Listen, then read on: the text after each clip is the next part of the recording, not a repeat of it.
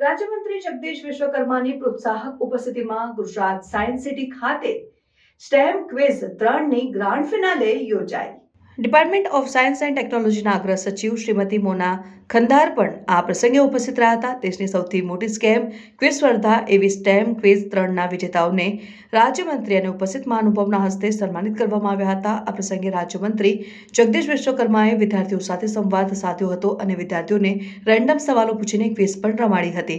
અત્રે ઉલ્લેખનીય છે કે વિજ્ઞાન, ટેકનોલોજી, એન્જિનિયરિંગ અને મેથેમેટિક્સ વિષયોને સમાવતી દેશની સૌથી મોટી સ્ટેમ ક્વિઝ સ્પર્ધામાં દેશભરમાંથી 10 લાખથી વધુ વિદ્યાર્થીઓ સહભાગી થયા હતા.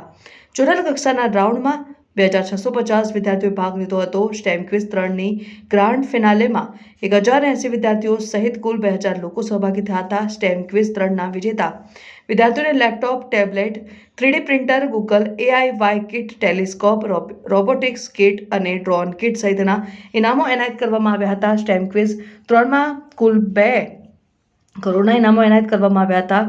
ગુજકોસ્ટ અને ગુજરાત સાયન્સ સિટીના સંયુક્ત ઉપક્રમે આ આયોજન કરવામાં આવ્યું. ફાઇનલ રાઉન્ડમાં ટોપ 8 ટીમો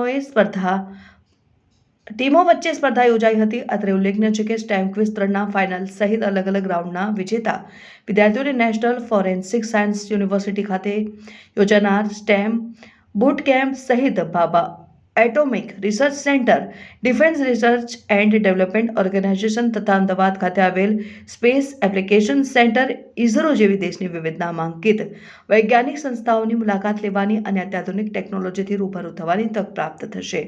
આ પ્રસંગે ગુજકોસ્ટના adviser doctor Narottam Sahu, department of science and technology, ગુજકોસ્ટ અને ગુજરાત સાયન્સ સિટીના અધિકારીઓ, કર્મચારીઓ સહિત મોટી સંખ્યામાં વિદ્યાર્થીઓ, શિક્ષકો વગેરે ઉપસ્થિત રહ્યા હતા.